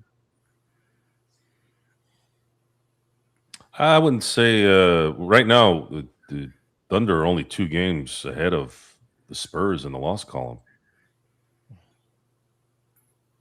And with these daisies, what if somebody gets hurt on both ends? There's a history of it all. Mm-hmm. So let's say if Wembanyama gets hurt, SGA gets hurt, what, I'm going to worry about Minnesota? Sure, I mean, we got waxed last year, but I'm not worried about anybody, really. Just gonna see how it plays out. I'm not really worried. I'm not gonna be surprised. Honestly, I wouldn't be surprised other than them getting to the finals would be a surprise. That's it. Right now, I'm wondering what the Celtics are gonna do. So if Tatum comes back, which I think is a bad move because he tore his Achilles late last year. Mm-hmm. I wouldn't bring him back. That's a dangerous game that he's playing. Go see Klay Thompson. Go ask KD about that. Call on the burner phone, though, Legend. You got to do it on the burner phone. I'll do it right now. But yeah, the Lakers need to just. I'm actually concerned about Luka right now. I'm concerned that there's something going on with him and the constant. He's turned into AD. I don't know if he caught whatever AD caught, but it seems like every game he goes to the locker room now. That's AD's MO. I'd like to know if he's hurt, just so I can at least prepare myself as a fan. Is he going to run out of gas in the first round, second round? I'm telling you, man, NBA basketball is a whole different beast. You're talking about 2 months of playoffs, not a month like baseball, not a month like football. It's a fucking 2-month marathon. It's its own season. So, yeah. Well, again, it's something we'll have to think about going forward. What I don't like. There's no worry. There's no worry at this point. Honestly, I don't have any worry. I am content on whatever happens this year. Now, if they win it all, you have to bring back LeBron. That's it. That's it. There's no other way to go about it. Now, I don't know if they're going to drop 50 mil, but I'd get it if you did because he just won you a championship. Other than that, I don't even know. I don't know. Let me ask you this, Legend. When it comes to it, as far as it, for me, again, the Lakers' defense it's just not that good. We get that. We understand that, and the Lakers have to outscore their opponents with the high efficiency like what they had today. What irritates me sometimes is when you have the Vandos and the Smarts in there. And it's just that automatic switching you see as far as the NBA offenses are concerned. You know, a Kawhi will take it, just move back and forth a little bit while he's dribbling the ball, and automatically, it's automatic. It's not even, there's no screen sometimes set for these guys, but they just automatically switch, and automatically you go from a Vando or a Marcus Smart on you to a Austin Reeves or a Luke Kennard on you. And it just seems like it's just a matter of fact, just like what we complain about when we see somebody passing up an easy dunk or an easy layup and instead throwing out the 3-point line. It just seems automatic now, just like it's, just an automatic that they switch. I just don't understand it sometimes why it's just so easy for us to see these things.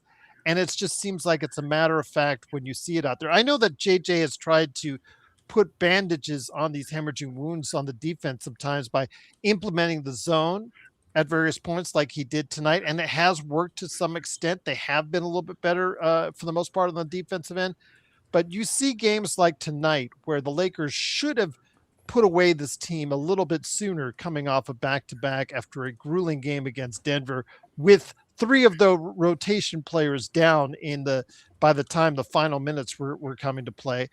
It just seems like that's what irritates us the most. The fact that I think the Lakers, if they cleaned some things up, could be a lot better off and a lot more comfortable as far as some of the wins are concerned, Ledge. Yeah, the defense is definitely a big issue.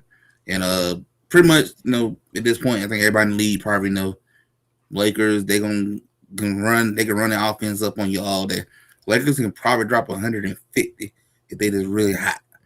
The defensive end, yeah, it's pretty bad at times.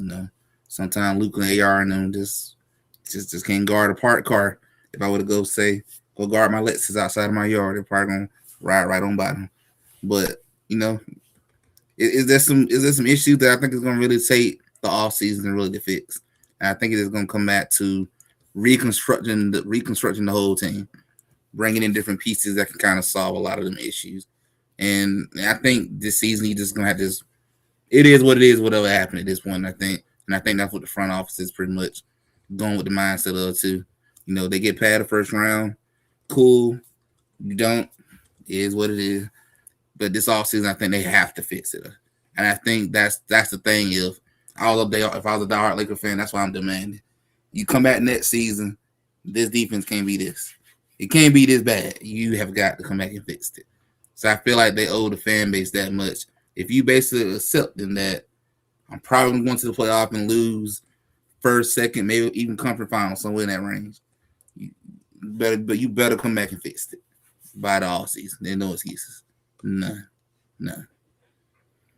Joe, Lon Rosen was named president of business operations. It was funny because Tim Harris resigned, but said he was going to resign at the end of the season. He was going to leave at the end of the season.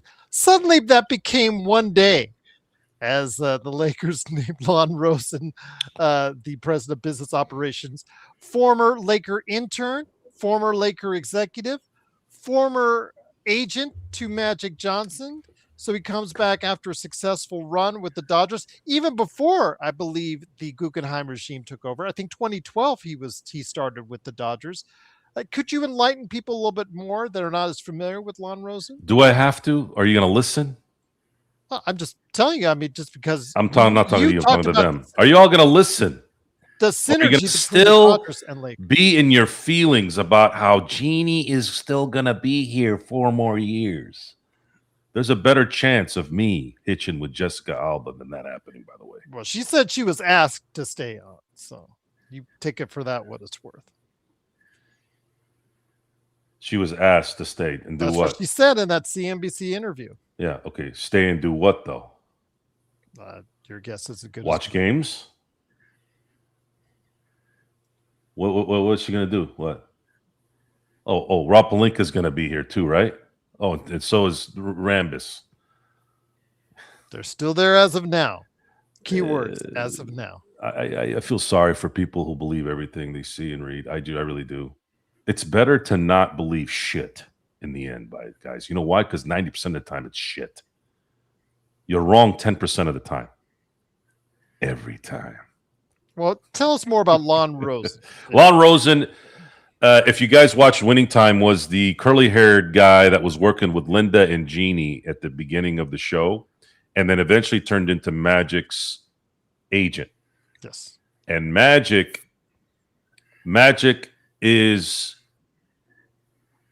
job is to be Magic. Magic brings a sense of credibility.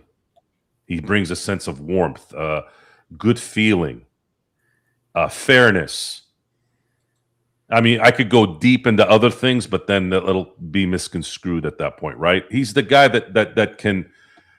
He's the guy, and he actually did this, by the way, guys. This isn't a joke. This is like it happened. When he was opening up his Starbucks and his Magic Theaters, he actually sat with the head guy with the Crips and the head guy with the Bloods, and asked them to not fuck around in that I neighborhood. remember that story. Yeah. So, and I've met Magic, guys. I've met him at one of the Starbucks off Adams Avenue in San Diego years ago. I shook his hand. The man looks you in the eye and he smiles, and that smile does not do justice on TV, by the way. Such As charisma. great as it is on TV, that man is one of the most. When there's a halo or light that they talk about aura, they talk about that orange aura in Chappelle.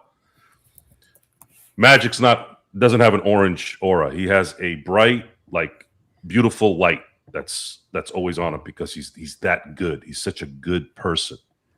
From the energy that I got from him. Lon Rosen was a man that he trusted, was a man that has been with him now for more than 40 years. And Lon has been that bridge, that knowledge that maybe Magic doesn't have because he's a lawyer and he's more business detailed. I don't know how else to say it. Because Magic he's not a lawyer. He's not book smart. He's Magic. So Lon is that extension. He's the book smart. He's the legality guy. He's the guy that and essentially works side to side with Magic and helps put things together, make everybody feel good when they're in the room, and obviously execute the job that needs to get done. So they're going to start.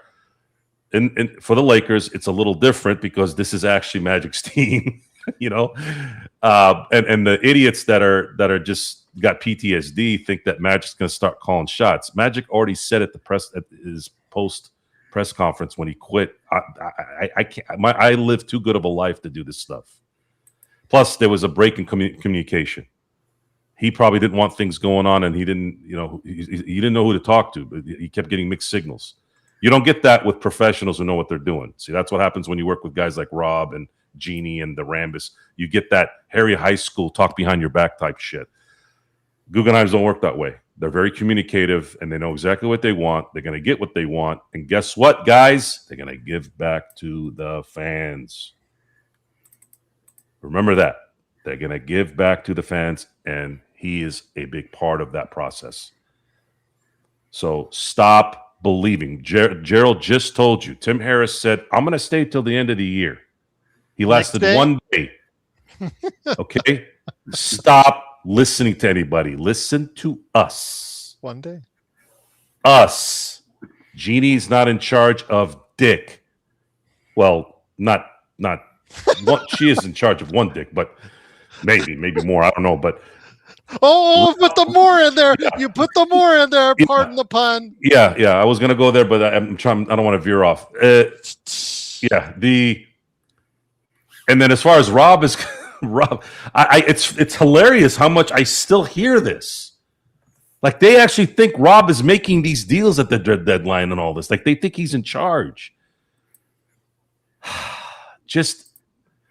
That's why I just want the season to end in a lot of ways. Like I don't wish for them to bow out early, but I just want the season to end so we can stop talking about this trash. I already know what's coming. No one wants to listen. They want to believe what they want to believe online. Fine. But I'm going to be here to tell you you're an idiot. You don't know anything. And your observation skill sucks. I feel sorry for you. I really do. Well, Legend, before we head on out, I wanted to touch on something in regards to the Hoop Collective from ESPN earlier on Friday. Debuted Tim Bontemps, noted Laker hater. One thing he does do, though, is during the course of the season, I think 3 or 4 times during the course of the season, he gets a poll from all the GMs who decide on the MVP race, where they're at in the standings, how do they feel at this point or each point of the season, where they feel fit as far as the MVP is concerned. So he does a Gallup poll in regards to that.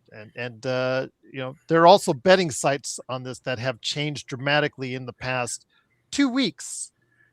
Since I made a comment to Joe and John in regards to how the NBA was leaning towards a different narrative than Luka Doncic as MVP. Played like an MVP today, played absolutely out of his mind. I still have him third on my ballot, but the attitude is changing because right now, the latest poll from the GMs around the league has SGA at 1, Jokic still at 2, but Cade Cunningham at 3. I figured. Wemby's at 4 and Luka's at 5. Your thoughts on this, my friend? Luka's at 5? That is pretty low right there. Wonder who said that 2 weeks ago. You guys were laughing at me. I remember that. I have that on YouTube. And then you copied me. No, I'm sorry. YouTube does not lie.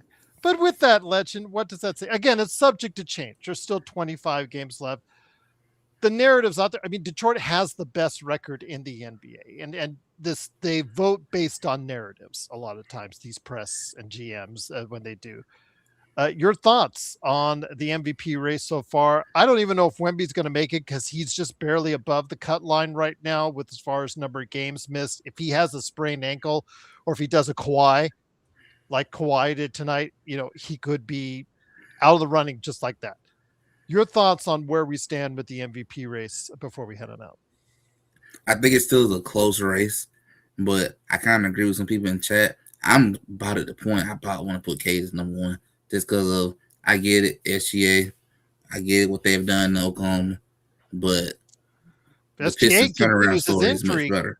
Yeah, I mean, if SGA continues with his injury troubles, he could be out. And Jokic is not that far behind on games missed, though, right. Legend. And that's the other thing I was going to mention, too. Both of them, too, like not that far off from it. But I just think the story of how the Pistons, from what they were, a year or two ago, to now, that's like night and day difference. I just feel like just that thought alone, I would put Cade as number 1 right now. Just because they're the number 1 team in the East. They just literally went here and just gave belt to the Knicks again. And it just like this team looks like they could legit possibly get to the NBA Finals. Right now, it looks like it's Detroit and Cleveland. It looks like it's between those two. Just about to get into the finals out of the East. So I'm like, this story would be really good if this was the MVP. So I would be slowly leaning towards Cade right now. To me, is number 1. He's been more healthy. He ain't been injured like everyone else. Everyone else looked like they barely staying afloat. To me, this has been a heck of a story for them. This has been one of the best seasons for Detroit in a long time. So I would go with Cade as number 1 for me right now. Definitely shout out Carino. Absolutely. He says, shout out to the GOAT Legend for staying up. It is 3:30 in the morning, your time, my friend. I'll close it out with Joe, but I want to hear your thoughts. What you got set up for this weekend on I Got Next Sports Media, my friend?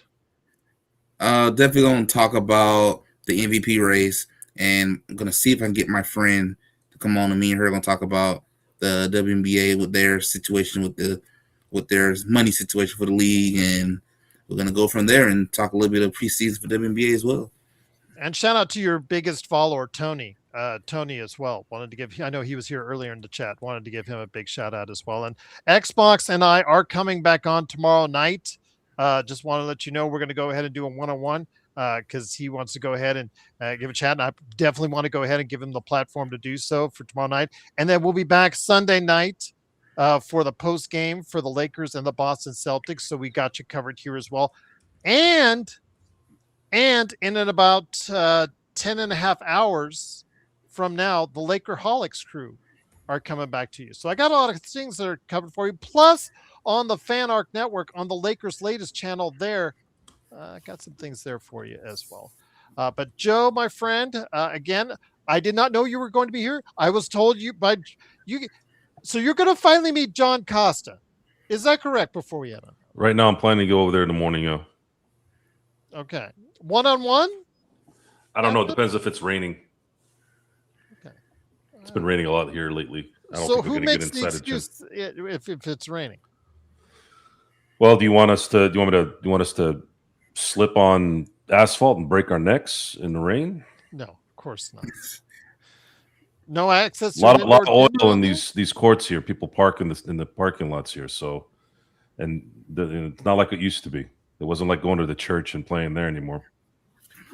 Okay, fair enough. Plus, I don't know where he's going to be in Anaheim. I have no idea where to go play over there. No, that's true. I've been to Anaheim quite a bit. A very interesting place indeed. Yeah, they make things for middle-aged rich guys. They don't set it up too well. Just after Disneyland and Angel Stadium, they just don't have, the city is not set up great. It's not set up because you have brain dead people who are in charge. Not that there aren't brain dead everywhere, but people are useless. I always like 90% the of the time. pond, though. I think the pond is Every old. I time. get it. The pond is old, but I love the marble. Have you been in there? Have you been in the pond, Joe? Yeah. Yeah. I think it's classy. You go in there, you let the marbles on this. I love it. Yeah, it's nice. I actually do like the Big A. I think they have the best food there for a stadium. Yes, agreed. And of course you can get a ticket for like $10 anytime. Unless the Dodgers are in town. Yes. Uh, Life in Las Vegas when we get the A's. Yes. well, the A's $5. are building. The A's are building a team.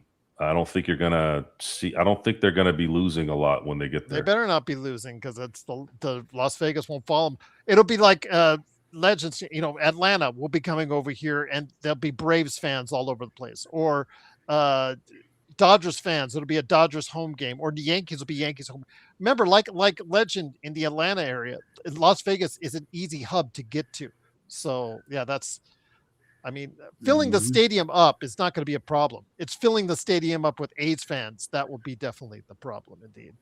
But Legend, man, got you covered as well on I Got Next Sports Media. We got to do a show in the not too distant future on Xbox. So I'll hit you up with that. And then we also got to do a show on college basketball, guys, because guess what? College basketball is starting to heat up, and we need to start checking out these college basketball games because, guys, as of now, we still have a first-round draft pick. You've got a first-round draft pick, too, for Golden State. Is that correct, Legend? Yep, we do. Okay, let me go ahead and I'm going to do Tankathon real quick because right now, Golden State still has a first rounder. Lakers still has their first rounder, and Atlanta has right now. They're hoping, based off New Orleans, that they would be picked to have the third pick with Cameron Boozer. Would you like Cameron Boozer on your Hawks? Wouldn't mind it, either that or the kid from North Carolina because he's from Atlanta. YYC, it's losing a lot of money, but Sphere is not closing down anytime soon. It's not closing out. It's just fine. It's just fine. So I don't know any rumors. Dolan owns it. Dolan's got a lot of cash. He's good. He's good. It's called write-off. Yes, absolutely. Yes, he might be losing a lot on it, but yeah, it's Backstreet Boys go in there and they fill the place up. And Backstreet Boys. Yeah. They'd come all dressed. I'm not kidding you. They come all dressed in white, and they go there and they fill it up. What about Kenny G? Is Kenny G going to be there? I want to be there for that. I've not heard Kenny G there for the Sphere. But Backstreet Boys, I think I think New Kids on the Block are not going to be at the Sphere, but they are coming to Vegas. How about 98 Degrees? I think they played here, but I don't. It sounds recently. Yeah, I think they might. Wouldn't it be cool if they went there when it was 98 degrees? Timing it out. Mm-hmm. Yep, 98. Is Gerald Larry Bird then? Don't insult me, Left. How dare you insult Larry Bird? Goodness gracious. Is Gerald? What's with you, Left on base? Are you like on dope or something, man? What's with these questions? Call me a Celtic. Goodness gracious. I'd give you a left hand right now. Yes, me as well. You ever slapped a man with a backhand? It's one of the most exhilarating things you could ever do. Yes. I mean, I didn't do it I didn't do it like in a real fight. It was just, fucking around with somebody. And this they're like, does not say Celtics. This says Lakers. I was like, Lakers. How dare you insult a Lakers fan like that? Man, I'm hurt. But again, it's the Lakers Fast Break. Tomorrow morning, or actually later today, is the Lakerholics crew, Lakerholics.com. They'll be on to go ahead and service your weekend lunch needs. Then later tonight, I'm going to have on my good friend Xbox. Hopefully give us some views of Surfer's Paradise while he's talking Lakers as well. And then Sunday, we'll be back for the post game after the Celtics and Lakers, yay, to see if they can go ahead and match up and get a Lakers victory. Yay, a subscriber. That's right. Yay, a subscriber. Art Carino says, Gerald, this is why Joe Soro needs to go with John to pick up the ticket. John's got to call his benefactor. That's the deal. Because this is the ticket. That's why he's going there, because the guy that he doesn't know or that's a follower of his gave him a ticket. Just hope he doesn't ass rape him or something. That's creepy. Creepy. It's okay. I carry in state of California, so I'll be there to help Johnny. They're okay, indeed. Somebody tries to pull some Vaseline shit. All right, that's what friends are for. But once again, the Lakers win 125-122. All right, on that note, it is, of course, Joe Soro. He had a show on yesterday. And no Vaseline response. Well, I should say he had a show on Thursday. Please go ahead, check it out. Like and subscribe, the Joe Soro Experiment. Like and subscribe what's upcoming. You're setting these up too good right now, Gerald. I don't think I've gone 10 in a row like this before, because it never was part of the shtick of a sports show. When you're drunk and you're drinking and you're having fun with the boys, then it's good. But I've never done this on the show where it just keeps coming. Shia LaBeouf. Yeah, he had way too good a time at the bar. Shia LaBeouf is the guy that, unfortunately for him, he's a guy that he's like Hulk Hogan, and Mark Henry made note of this after Hogan's comments. He goes, "Why don't you like me?" Which ones? Well, the one that cut deep, the one where he was talking about ethnicities. Anyways, yeah, I know. So Mark Henry asks him, and Mark Henry is one of the best interviews I've seen in any wrestler. Just a very engaging guy. He told Hogan, stop acting tough, because every time you try to act tough, you start to make yourself look like a fool. And of course, Hogan turned into the woman that he is sometimes, or was. And I know he's gone now, but he didn't listen. He never listened, because that's why I was weak. talking about the comments, because he continued to say weak. a lot of he's weak. He goes, comments. I was drunk, and this. As soon as a guy says I'm drunk, a grown man like Hulk Hogan, you're supposed to be a man, bro. Drinking too much of that real American beer he was. So here's the thing. Okay, that actually makes the conversation worse. That means when your inhibitions come down, that's who you really are. See? There you go. But I almost got trapped into that too one time. See, but you can't get me. So I was asked, and I knew where they were going with this. That was asked. They said, would you let, the conversation was about Allen Iverson, and Allen Iverson at the time, for those of you who don't remember, Allen Iverson was unconventional for the NBA, right? Because he had more of a hip hop kind of attitude, feel, the way he dressed, all that stuff. And that was something that David Stern was starting to get a little worried about, because then you start seeing Jermaine O'Neal and all those guys start coming in with the jerseys and the chains, and and Phil Jackson's quoted, looks like they're coming in from prison garb. And of course, that right away the race thing started floating in around there, right?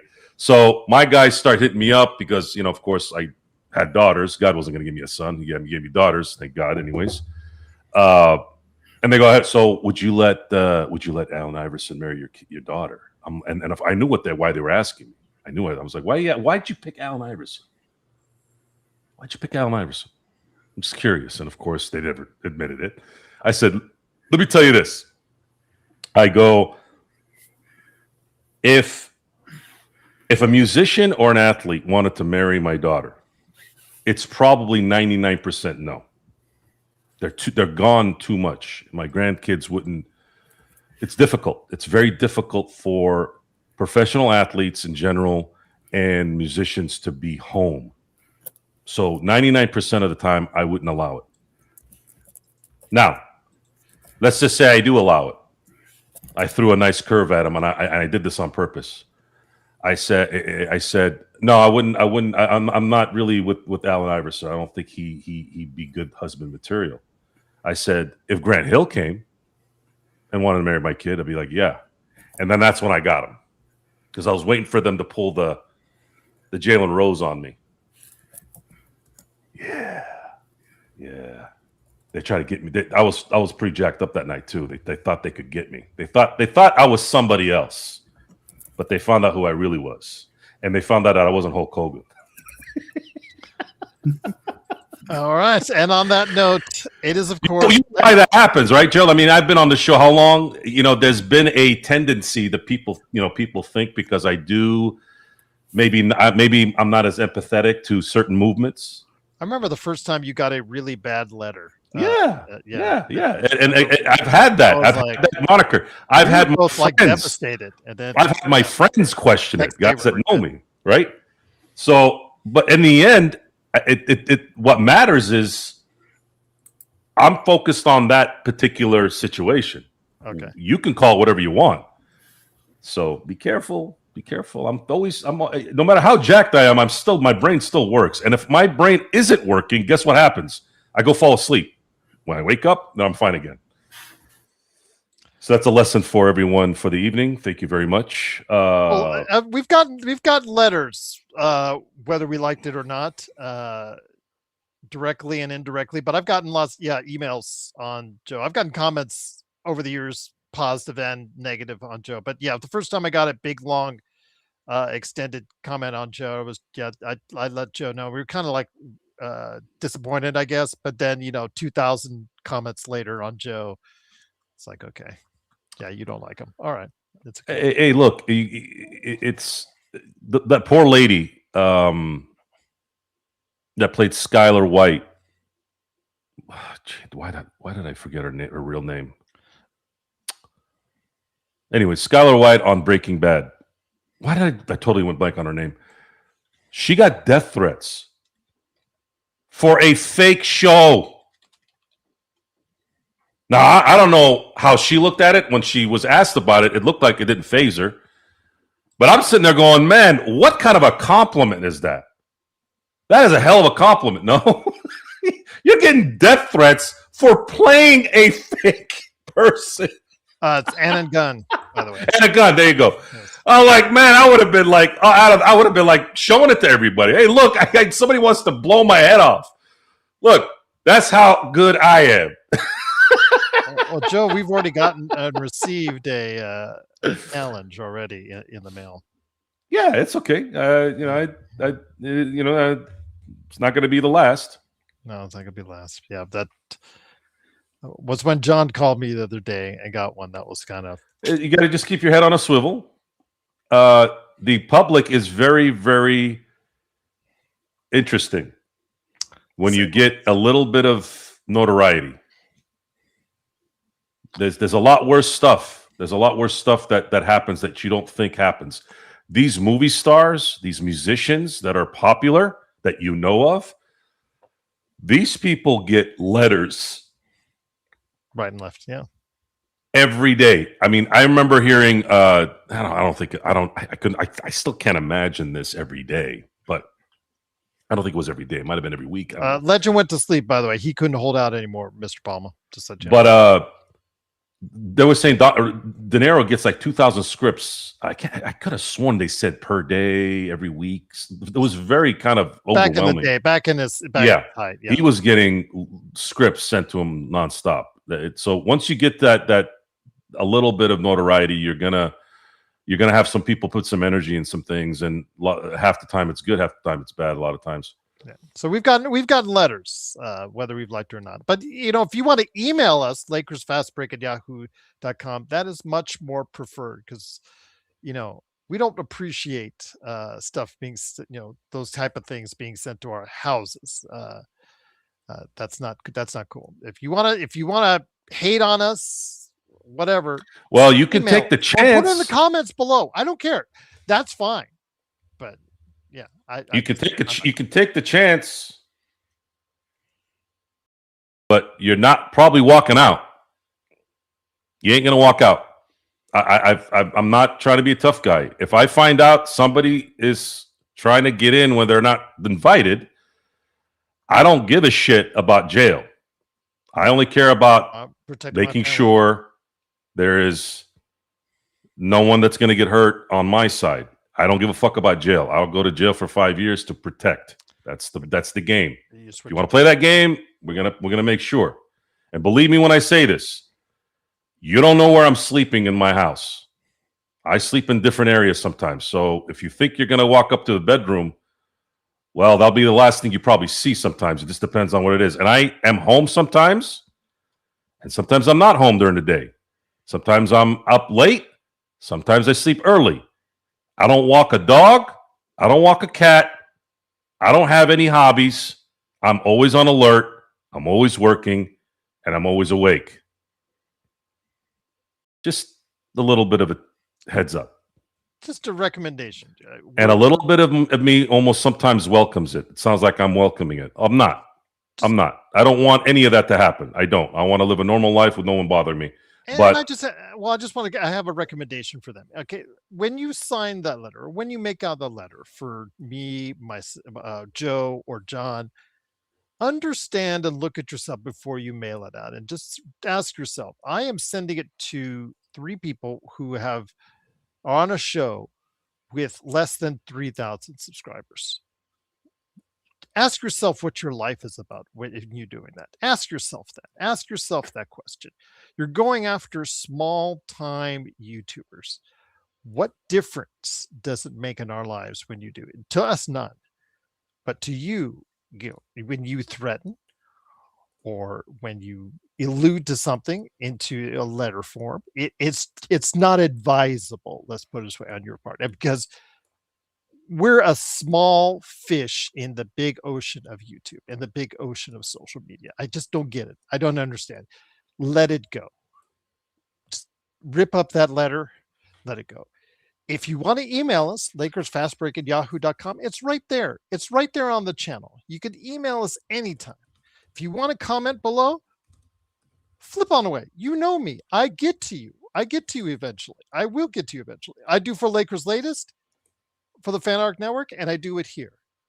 But yeah, just don't involve anyone else. Don't involve our families, and don't say anything you would regret, because yeah, it's not good for you, both from a legal or otherwise, any type of circumstances, because I have legal auspices at my leisure, and Joe does as well, and he carries, and who says I might not either? So you never know. But just a little PSA first for someone out there, someone specific out there, because they recently did it to John, and that was not appreciated by us here. And I'm just going to leave it at that. So again, it is the Lakers Fast Break. It is Joe Soro along with me, Gerald Glassford. The Lakers win 125-122. Lakerholics are back in 10 hours. I'm back tomorrow night with Mark, aka Xbox, talking about Xbox and also as well what's going on with the Lakers. And I got to go ahead and catch up with Legend here as well, talking Xbox, and of course the post game for Lakers and Celtics.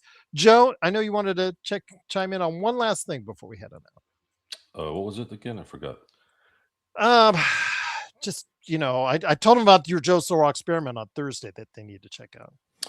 Well, the shows are going to start getting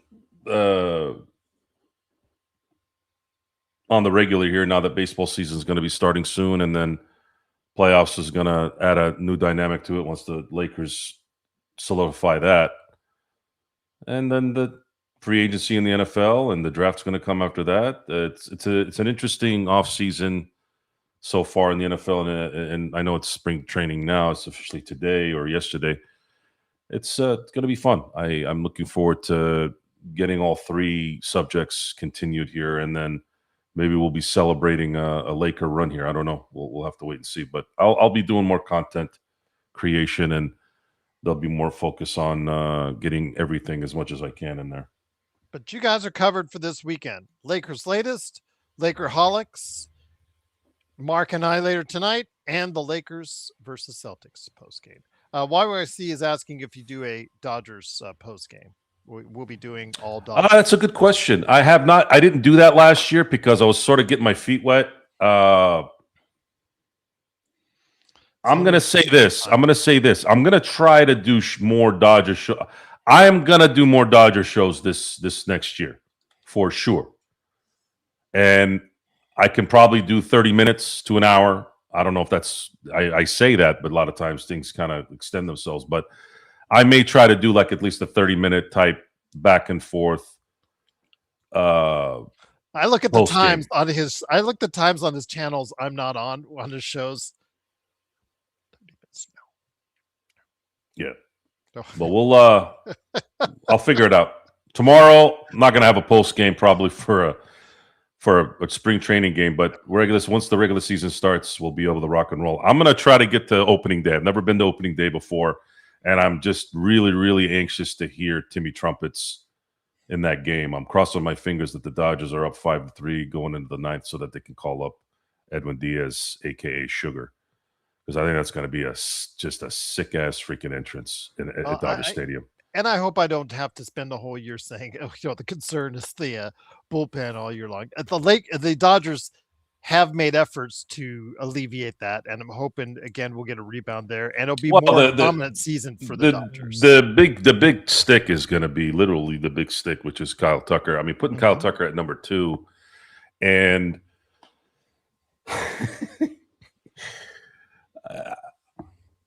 I don't know what the hell. I said this last year, but the injuries kind of came about when the way they did. But if this team is not as injured as they were last year, you are fucked. You are screwed. Kyle Tucker hitting behind Ohtani, a man who has even splits. There's nothing you can do. And if Kim is better this year, or you put Rojas at the 9, I don't know what the hell you're going to do. I really don't. I don't know. I just learned recently the reason why they have Ohtani at leadoff is that he got 80 extra at bats because of that versus if he had been down to 3 or 4. Yeah, that usually happens. Yeah. And just to remind you all how powerful Ohtani is so that you can tell your friends, because a lot of people don't understand baseball. That's the other thing with baseball is the reason why baseball content is so much better than the NBA is any schmuck with a micro penis can get on YouTube and talk basketball. You can't do that in baseball. If you don't know your shit with baseball, you're going to look like a fool. So with baseball, I want you all to remember this because it's important to remember this. If Ohtani wasn't on deck in the 9th inning, there's no way in a million years Rojas gets a hanging slider right down the middle on a full count. That's baseball. That's something you notice when you know the game. And there you go. Have a good night. And to everyone out there, once again, it is Joe Soro from the Joe Soro Experiment. Please go ahead and support him. I'll get you on the Steeler one. Free agency starting in about right around my birthday, so I'll have something for you. Don't worry about it. No worries, R. Carino. Anytime for you. But again, it is the Joe Soro Experiment. Also, big shout out to Legend, who stuck it out for until almost 4 o'clock in the morning his time, right there for him at I Got Next Sports Media. Again, I'll be bringing you a Lakers Latest in the morning. That'll be coming up on the Lakers Latest channel. Also on this channel at 11 o'clock, it's going to be the Lakerholics crew. And then tomorrow night, Mark and I will have a conversation. And Sunday night, the Lakers and Celtics. So a lot for you this weekend, all brought to you within the realm of the Lakers. And of course, your friends after a Lakers win tonight, 125 to 122, right here for you at the Lakers Fast Break Podcast. Have a great morning and have a great weekend.